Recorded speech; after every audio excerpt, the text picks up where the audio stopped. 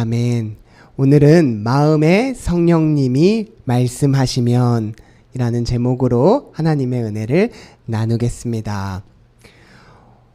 오늘 본문에요, 고넬료란 사람이 나오는데요.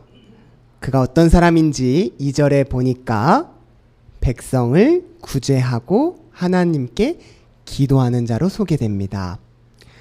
그런데 여기서 한 가지 흥미로운 대목은요, 그 수준이 어느 정도인지 알려주는 부분인데요. 많이 구제하고 항상 기도했대요. 며칠 하고 많은 게 아니라 항상 하나님께 기도했다. 한두 번이 아니라 많이 넉넉하게 베풀었다. 잠깐이면 바람이 마음에 들었나 싶겠지만 많이, 그것도 항상 하는 거에는 어떤 특별한 계기가 있을 터. 무엇보다 신기한 점은 일단 이 사람이요, 유태인이 아니에요. 이탈리아 사람입니다. 로마 군대의 백부장이에요. 도대체 유대인도 아닌 사람이 왜 자기 백성도 아닌 사람들을 돌보는지.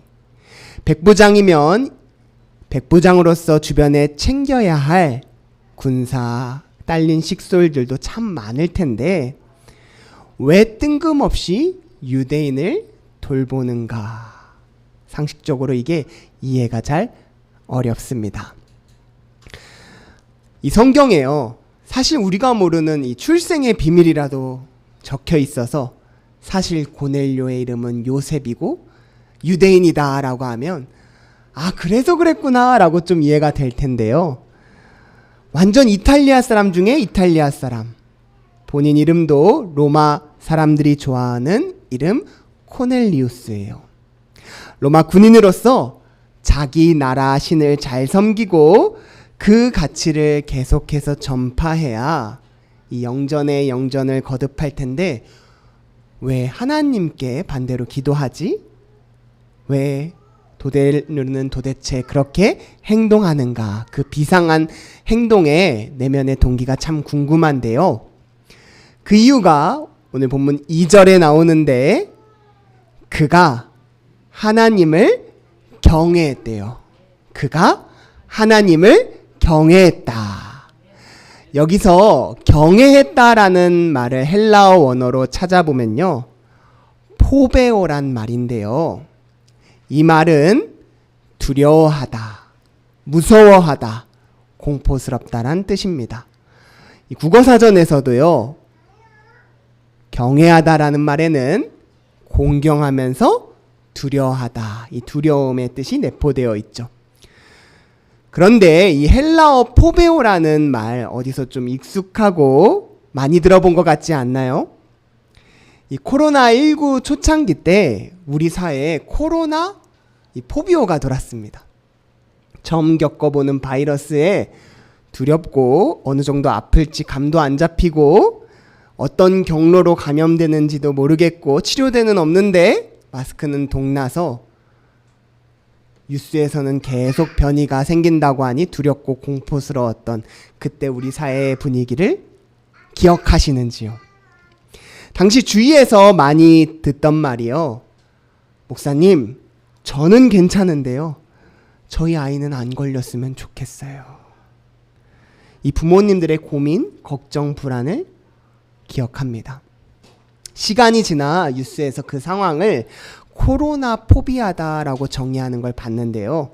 그때 사용한 이 포비아라는 단어가 헬라어 포베아에서 파생된 단어입니다.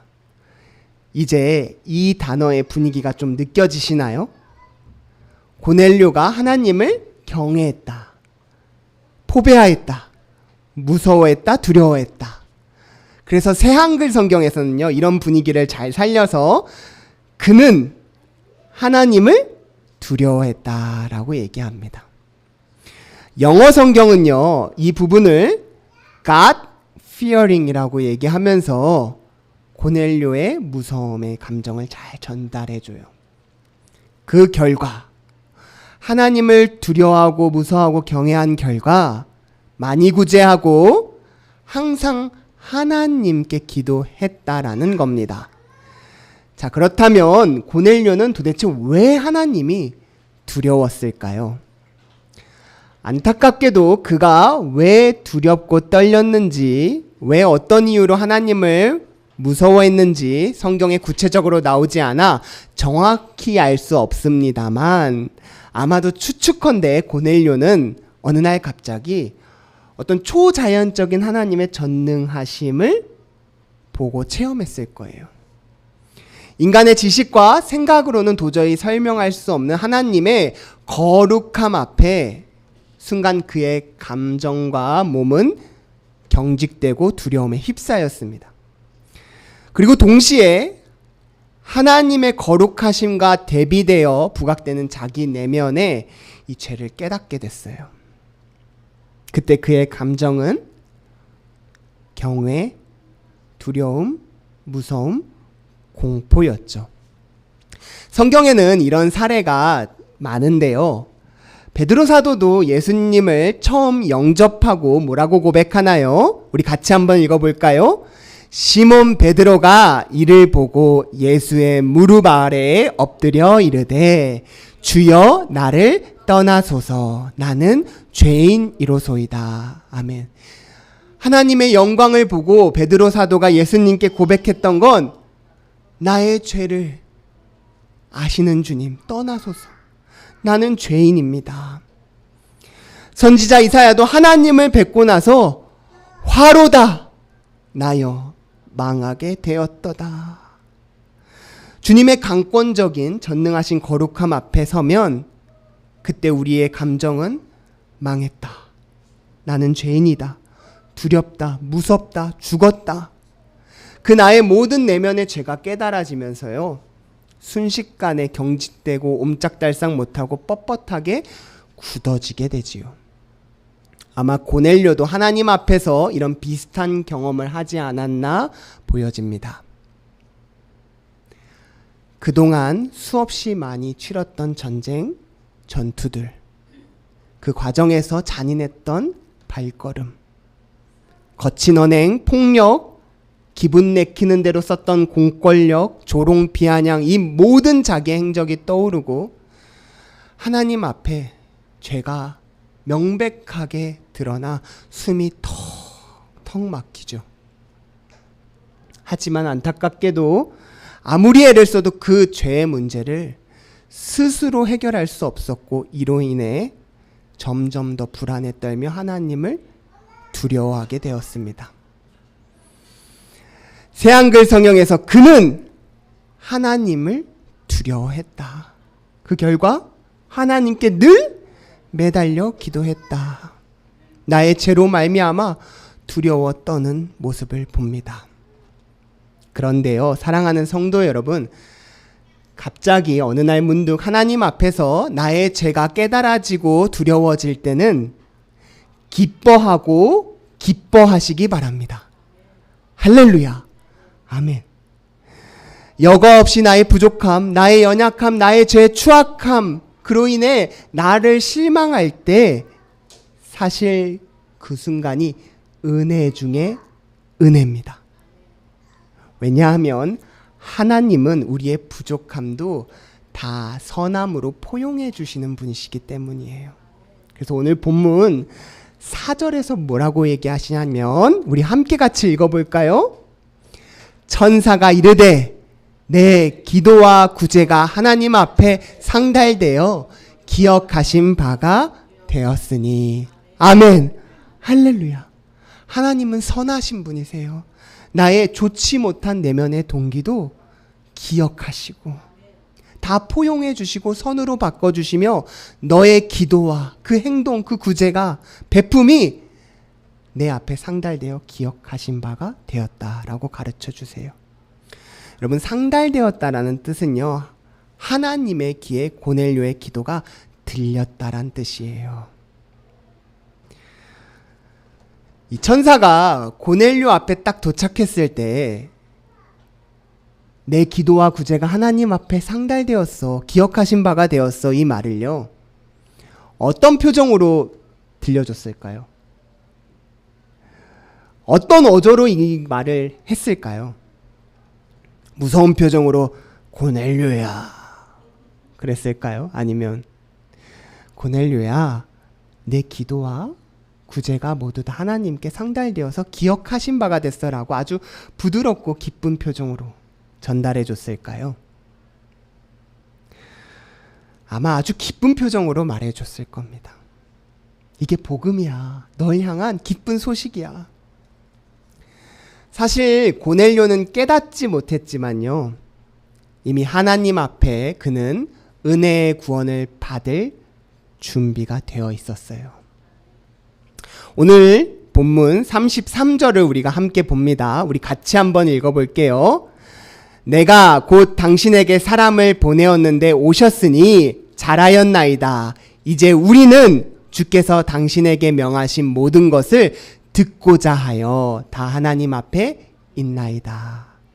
여러분, 고넬료가 듣고자 합니다 라고 말해요. 할렐루야. 나는 주님의 말씀을 듣고자 합니다. 아멘. 여러분, 당연하지만요, 주님의 말씀을 듣고자 하는 사람만이 변화가 있습니다.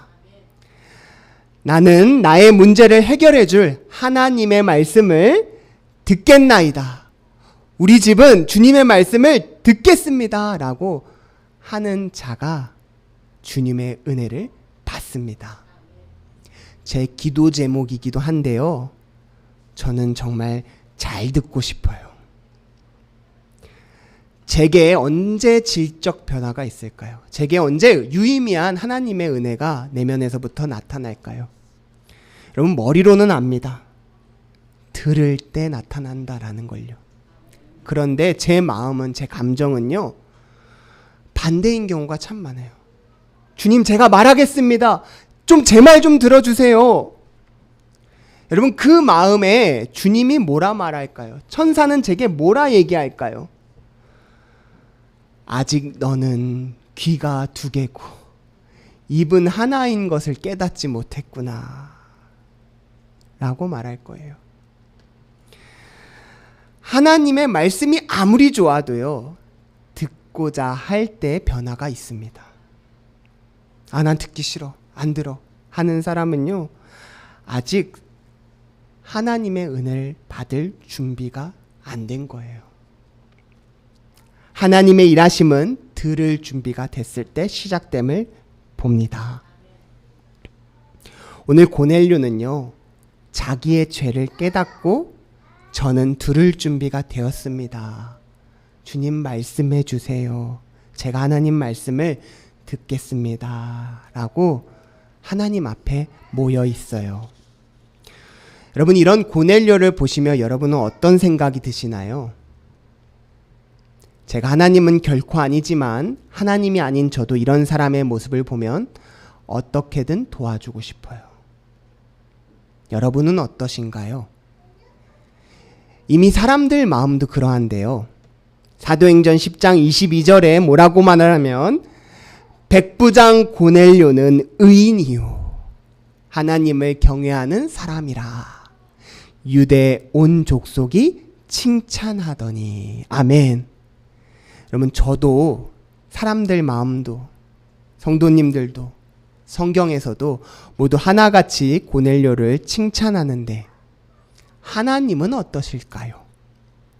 하나님이 그런 고넬료를 가리켜 뭐라 말씀하시는지 우리 본문 5절을 함께 읽을까요? 내가 지금 사람들을 요빠에 보내어 베드로라 하는 시몬을 청하라. 아멘. 여러분, 시몬을 청하라는 말은 어떤 의미일까요? 사도행전 11장 13절과 14절을 보면 베드로라는 시몬을 청하라. 그가 너와 내 온 집이 구원받을 말씀을 내게 이르리라 라고 가르쳐줘요. 여러분, 베드로를 청하라는 건요, 그 베드로 사람을 청해서 뭔가 역사가 일어나는 게 아니라 그 베드로의 입을 통해서 선포될 하나님의 구원의 생명의 말씀을 너에게 선물로 줄게 라는 이야기예요. 여러분, 이 성경 말씀 중에 나를 세우고 살리는 구원의 생명의 말씀이 있음을 아시기를 소망합니다. 여러분, 성경에는 참 여러 말씀이 있어요. 역사서도 있고 지혜서도 있고 기도서도 있습니다. 이렇게 성경에 여러 말씀이 있는데 우리가 성경을 읽을 때 우리의 마음을 구원 얻는 말씀으로 이 말씀을 대할 때 우리 안에 은혜가 넘쳐납니다. 그런데 때때로는 하나님, 지금 제 감정이 너무 무뎌져요. 하나님, 저 너무 지쳐요. 용기가 필요해요. 그 마음과 렌즈로 성경을 마치 비법서, 비결서로 우리가 대할 때가 종종 있어요. 물론 그것도 중요하지만, 그래서 내 삶에 여러 가지 무기를 갖추는 것도 중요하겠지만, 성경을 지혜와 지식의 그런 세상 경영 비법서로 우리가 묵상할 때 우리가 놓치는 것이 한 가지 있는데, 그것은 바로 이 말씀의 본질인 구원 얻는 말씀, 주님이 우리를 살리시기 위해 생명의 말씀으로 성경을 주셨다라는 걸 잊게 됩니다. 여러분, 성경은 구원 얻는 말씀으로 대하시길 바랍니다. 그 말씀이 우리 삶의 강력한 무기이고 힘이에요. 오늘 이 구원의 말씀을 들려주려고 베드로가 고넬료에게 오는데요. 고넬료와 그의 온 가정이 구원의 말씀을 듣습니다. 오늘 동일하게 하나님 앞에서 우리가 구원의 말씀을 듣고자 합니다. 베드로가 입을 열어 말할 때 주님께서 일하셨던 것처럼 오늘 우리 귓가에 구원의 말씀을 우리 같이 한번 들리게 해볼까요? 그때 성령님께서 우리 성도님들의 각 사람의 마음에 임하셔서 새롭게 하시기를 축복합니다. 이 말씀의 시작은 사도행전 10장 36절인데요. 주인공은 예수님이십니다. 하나님께서는 예수 그리스도를 통하여 평화를 전하셨습니다. 예수 그리스도는 만민의 주님이십니다. 아멘. 여러분, 이게 복음이에요. 예수님이 우리의 평화이신 것이 복음입니다. 이 예수님에 대해서 제가 지금부터 증언하고자 하는데요. 예수님은요, 나무에 달아 죽으셨습니다. 우리는 예수님의 증인으로 부름을 받았는데, 그분과 함께 하겠다고 말했는데도 주님께서 십자가에 달리시자마자 나도 죽을까봐 도망갔습니다. 무려 예수님을 3번이나 모른다고 부인했지요. 마침내 내가 깊은 곳으로 도망쳐 숨었을 때 주님은 죽으셨고 끝났다고 생각했지만, 말씀하신 대로 사흘이 지나자 하나님이 예수님을 다시 살리셨습니다. 그리고 우리 곁에 다시 나타나셨어요. 예수님은 아무렇지 않으신 듯 우리와 함께 다시 식탁의 교제를 행하셨습니다. 고개를 들지 못하고 어쩔지 모르는 우리에게 떡을 떼어주시며 화해가 무엇인지 몸소 보여주셨죠. 주님은 우리를 그 자리에서 다시 제자로 부르셨습니다. 그리고 부탁하셨어요. 내가 모든 사람을 구하기 위해, 너희 죄를 위해 죽고 다시 부활한 것을, 십자가에서 만민의 죄를 위해 죽고 승리한 것을 전해주겠니? 다시 증인이 되어주겠니? 우리에게 전도의 사명을 맡겨주셨습니다. 그리고 그 은혜로 말미암아 저는 이 말씀을 증거합니다. 예수님은 우리에게 그 이름을 힘입어 죄사함을 받는다라고 증언하게 하셨어요. 우리가 그 죄사함을 먼저 경험했습니다. 이제 그를 믿는 사람들은 다 예수님의 이름으로 죄사함을 받습니다. 아멘. 할렐루야. 여러분, 이때 이 말씀을 전할 때 고넬료의 집안에 놀라운 일이 벌어졌는데요. 예수님의 이름으로 죄사함을 받는다고 베드로가 그 선포하는 찰나의 순간에 그 말씀을 듣던 사람들에게 성령님께서 부어졌습니다. 모든 사람에게 구원을 주시는 하나님의 은혜가 그 공동체 안에 나타나는 거예요. 두렵고 떨렸던 고넬료에게 성령의 선물과 하나님의 평강이 넘쳐나게 됐습니다. 그동안에 나에게 하나님은 두려움이었는데, 무서움이었는데 성령 안에서 은혜와 평강이 임하게 되어 하나님을 평강의 하나님으로, 사랑의 하나님으로 만나게 된 거예요. 그 모습을 본 베드로가 그 즉시 말씀을 멈춥니다. 그리고 성령이 임한 것을 보고 더 이상 말씀 들을 필요 없다. 이분들은 우리와 똑같은 성령 받은 자로서 하나님의 백성임을 공개적으로 인치리라 하고 그 즉시 그 자리에서 세례를 베풀었습니다. 그리고 많은 사람들 앞에서 하나님의 자녀임으로 축복하고 안아줌을 봅니다. 여러분, 오늘 이 역사는요, 내가 주님 앞에 동일하게 구원의 말씀을 듣고자 하는 우리에게 동일하게 임할 줄 믿습니다.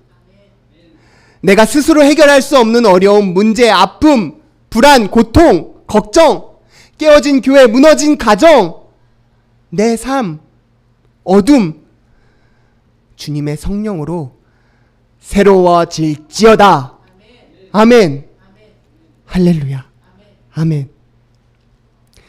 여러분, 우리가 하나님의 자녀로 새롭게 세워지는데 필요한 게 뭘까요? 주님의 은혜입니다. 찰나의 순간에 임하는 그 주님의 은혜가 우리 마음을 성령님의 마음으로 새롭게 변화시켜줘요. 이건 지식이 아닙니다. 하나님의 신비요 성령의 역사해 주심이에요. 잠시 겸손하게 주님의 은혜를 나누고 싶은데요. 제가 20살이 되던 해에 대학에 입학하면서 하나선교회라는 동아리에 가입되게 되었습니다. 이 선교회 이름이 하나죠. 하나대자라는 선교단체 동아리였어요. 그 동아리의 주요 사역은 서울역에서 한 달에 한 번 노숙인들을 대상으로 급식 봉사를 하는 거였습니다. 그래서 이를 위해 매주 함께 모여 기도하고 준비하는 선교 동아리 단체였어요. 날씨가 더운 여름에는 얼음물을 얼려서 생수를 전달해 드리고, 추운 겨울에는 따뜻한 손장갑과 내복을 준비해서 드렸던 기억이 납니다. 그런데 사실 제가 처음부터 이 단체에 자발적으로 간 것은 아니었어요. 20살 때 어머니께서 질문하시더라고요. 넌 대학 가면 뭘 제일 하고 싶니? 그래서 제가 청춘이니까 연애를 하고 싶습니다 라고 청춘 사업을 얘기했어요. 어머니의 마음이 어떠셨는지는 잘 모르겠어요. 그런데 그 다음 주에 저에게 아주 좋은 음식을, 밥상을 차려주시면서 이렇게 좋은 단체가 있는데 우리 같이 한번 해보자. 그래서 제가 음식을 먹다가 얼떨결에 네네네 좋죠 그래요 해서 다음 주에 같이 가요. 그래서 먼저 이번 주엔 일정이 있으니 저에게 가라고 하셨고, 그 다음 주부터 함께 하자고 하셨는데요. 우연인지 계획된 건지 알 수 없지만 다음 주부터 어머니는 그 동아리 모임 시간에 일정이 생기셔서 저만 낯선 곳에 혼자 덩그러니 남게 되고, 빠질 기회도 어정쩡하게 놓쳐버린 채 동아리 생활을 시작하게 됐습니다. 그렇게 시작된 봉사여서요, 제 마음이 전혀 준비되지 못했어요. 이 노숙인들과 함께 예배를 드리는데 예배가 제 마음이 편견으로 가득 찬 시간이었습니다. 왜 사지 멀쩡한데 일을 안 하지? 그냥 게으른 사람들 아니야? 그런 혐오로 그분들을 대했거든요. 진짜 나빴죠. 그런데 실제 제 마음이 그랬어요. 그래서 직접 노숙인들하고 마주하는 일은 피하고요. 주로 뒤에서 무거운 짐을 옮기거나 뒤편에 조용히 서서 지원하는 역할을 맡았습니다. 혹여 악수라도 하면, 침이라도 튀면 걱정하면서 일부러 거리를 뒀습니다. 제 또래는 거기에 한 명도 없었기 때문에 저보다 연세가 많으신 분들이 어떻게 젊은데 이렇게 와서 봉사를 해, 기특하다라고 얘기해 줬지만 그런 말이 제 내면의 실제가 아니었기 때문에 하나도 위로가 되지 않았어요. 저는 즐겁지도 않고 그렇다고 그만둘 수도 없는 상태에서 그저 시간만 보냈습니다. 그러던 어느 날이었는데요. 이제 봉사를 다 마치고 정리가 끝날 무렵 교수님께 이제 다 마쳐졌습니다라고 알려드리려고 가는 길에 한 노숙인 분이 제게 다가오셨어요. 손은 더러웠고 옷은 구겨져 있었으며 낡았습니다. 그분은 연신 제게 고맙다며 자신의 호주머니에서 정말 어디서 났는지도 알기 어려운 홍삼 캔디 하나를 제게 꺼내서 건네주셨어요. 사실 정말 받기 싫었습니다. 마음 한켠에 이거 진짜 어디서 난 거지? 저 호주머니 진짜 수성한데 이 캔디 받아서 먹으면 내 배가 아프진 않을까 하는 생각이 순간 스쳤습니다. 그런데요, 그 순간 저와 함께 봉사하던 교수님은요, 그 즉시 그 캔디를 집어 드시더니 껍질을 벗겨 입에 넣으시고 이렇게 말씀하시더라고요. 야, 이 캔디 정말 맛있네요. 이렇게 맛있는 걸 어디서 구하셨어요? 와, 나도 구하고 싶네요 라고 말하면서 대화를 이어나가시더라고요. 그 말씀과 행동이 제 가슴에 깊게 찔렸어요. 나는 그저 멀찌감치 거리를 둔 사람인데 교수님은 거리 없이 사랑으로 그분을 대하셨던 거죠. 지하철을 타고 오는 길에 저는 주머니에 남은 그 홍삼 캔디를 손에 쥐면서 하나님의 은혜를 느꼈습니다. 그걸 쥐고 얼마나 울었는지 몰라요. 그 순간 하나님께서 제 마음의 문을 똑똑 두드리셨는데요. 받아 먹으라. 받아 먹으라. 이것은 나의 몸이니라. 여러분, 그 캔디의 그 찰나의 순간에 예수님의 은혜가 제게 임한 거예요. 그래서 제가 울면서 그 홍삼 캔디를 꺼내서 먹었는데요. 먹어본 사탕 중에 최고로 맛있었습니다. 정말 어디서 구했는지 알아보고 싶더군요. 그런데 저는요, 그 맛이 어디서 온지 알 것 같아요. 그것은 신비였고 주님의 말씀이 저의 미각까지 완전히 무너뜨렸던 거죠. 그날 저는 깨달았는데요. 가장 의로웠던 신학교 1학년생으로 사랑하자, 섬기자 외쳤지만 실은 이 작은 사탕 하나조차 거부하는 가식적인 사람이었다라는 걸 인정하는 시간이었습니다. 하지만 주님은 저의 그런 무너짐 속에서 선하게 저를 은혜로 바꿔주셨어요. 하나님의 사랑은요, 죄를 뛰어넘어 역사하시는 것이고 섬김은 주님의 은혜의 자리가 역사하는 자리라는 사실을 그날 깨달았다는 거예요. 그 이후 제 봉사의 자세와 태도가 바뀌었습니다. 서울역 고가도로를 뛰어다니며 안부를 여쭙고 인사를 나누고 선물을 주면서 주님의 사랑으로 그분을 대하는 저를 보게 되었고 어느새 그 자리에서 진짜 기쁨을 느끼는 걸 발견하게 됐어요. 홍삼 캔디 하나가요, 제 인생을 바꾸는 주님의 은혜의 도구가 될 줄은 꿈에도 몰랐습니다. 지금도 저는요, 누구를 판단하게 되거나 제 마음에 은혜가 부족할 때 그 홍삼 캔디를 떠올려요. 그리고 조용히 기도합니다. 주님, 오늘 제 안에 하나님의 은혜가 필요합니다. 사랑을 실천할 수 있게 해주시고 실제로 사랑하게 해주세요. 미움이 제 안에 틈타지 않도록 주의 강력한 은혜만, 성령의 능력만 제 안에 역사해 주세요 라고 기도합니다.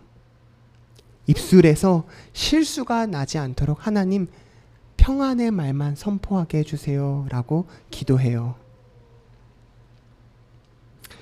제가 정말 목회를 잘하고 싶은 마음에 종종 다른 교회 홈페이지를 들어가서 이 교회는 어떤 사역을 하는지 주보를 체크해 보는데요. 보통이면 다른 교회 주보를 이렇게 확인해 보고 요즘엔 이런 사역을 하는구나 그러고 넘어갈 텐데요. 그날따라 이 홈페이지 상단에 있던 그 교회의 캐치프라이즈가 제 눈에 확 들어오더라고요.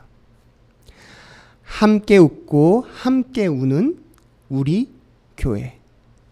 여러분, 이 교회의 캐치프라이즈는 로마서 12장 15절의 말씀을 바탕으로 해요. 우리 같이 한번 읽어볼까요? 즐거워하는 자들과 함께 즐거워하고 우는 자들과 함께 울라. 예전에 어떤 교수님께서 야, 목회 간단해. 너네 목회 정말 쉽다. 즐거워하는 자들과 함께 즐거워하고 우는 자들과 함께 울면 되는 거야. 결혼식 가서 같이 기뻐해주고 장례식 가서 같이 아파해주며 울면 그게 목회다라고 얘기해 주셨는데요. 그런데 저는 점점 목회를 하면서 이 간단한 권면이, 이 말씀이 정말 하나님의 은혜와 성령의 도우심 없이는 성취하기 어려운 일임을 시간이 가면 갈수록 깨닫게 돼요. 왜 그럴까요? 여러분, 즐거운 자리에 가면요, 제 안에 쓴뿌리가 막 떠올라요. 즐거워하는 자와 함께 즐거워하지 못하고 비교하며 질투하는 저의 모습을 보게 돼요. 그래서 기쁘고 즐거울 때 함께 진심으로 기뻐하면서 축하해 주는 것보다 왜 나는 저렇게까지 안 되지? 라는 쓴뿌리가 제 안에 올라올 때가 있음을 봐요. 또 반대로 눈물 흘리고 아파하고 우는 자에게는 어휴, 또 시작이네. 또야. 또 울어? 너만 힘들어? 나도 힘들어. 우리 다 힘들어. 라고 하면서 제 안에 차가운 마음으로 그 사람을 대하게 되는 걸 봐요. 누군가를 위해 공감해 주거나 함께 울지 못하고 피하고 싶어하는 저의 모습을 본다고요.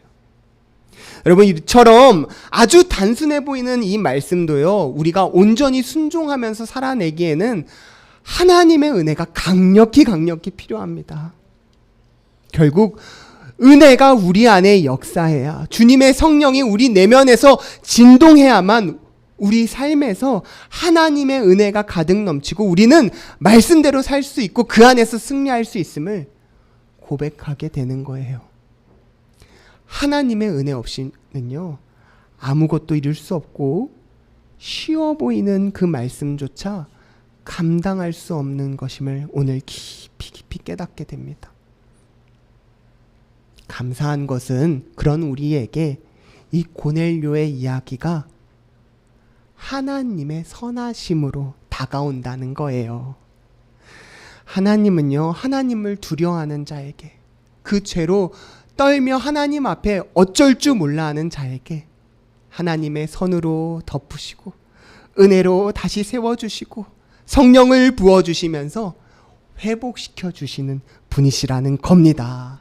할렐루야. 아멘. 하나님께서 그에게 주신 선물은 성령이었어요. 우리 같이 읽어볼까요? 그런즉 하나님이 우리가 주 예수 그리스도를 믿을 때에 주신 것과 같은 선물을 그들에게 주셨으니. 아멘. 그 선물의 성령의 은혜로 인하여 하늘로부터 오는 평화와 안식과 위로로 인하여 우리가 생명 얻는 기쁨을 오늘 누릴 수 있음을 소망하시기 바랍니다. 예수님께서 우리에게 내가 너희에게 평안을 주노라 말씀하셨어요.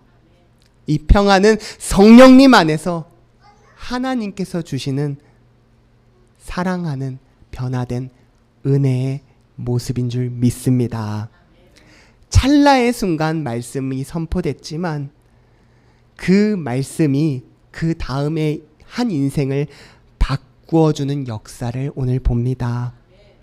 오늘 우리 안에 주님의 성령에 스쳐가는 그 작은 은혜라도 우리 안에 역사해 주시면 우리는 평안으로 주님을 바라보며 그 은혜 안에서 기뻐 뛰놀며 성숙하게 섬기며 감사하는 자녀로 세워질 줄 믿습니다. 오늘 우리도 하나님의 성령으로 우리의 내면이 은혜로 가득 차기를 기도하는 준비된 자가 됩시다. 그 말씀의 구원의 말씀을 듣는 자가 됩시다. 찬양하면서 결단합시다. 이 찬양을 통해 주님 제가 듣겠나이다. 주님 은혜를 저에게 주시옵소서. 들을 준비된 심령으로 주 앞에 나아가오니 예비된 성령의 은혜를 부어주시고 그 은혜로 말미암아 오늘 나의 삶을 새롭게 세워가는 주님의 아름다운 자녀가 되게 해주시옵소서. 간구하는 저와 성도님들이 되기를 축복합니다. 은혜는 잠깐 찰나의 순간 임하지만 그 은혜가 우리의 인생을 앞으로 영원히 바꿀 수 있음을 기억하는 한 주가 되기를 축복합니다. 기도하겠습니다. 하나님 아버지, 오늘 말씀을 통해 은혜의 자리에서 하나님이 베푸시는 선함을 기대합니다.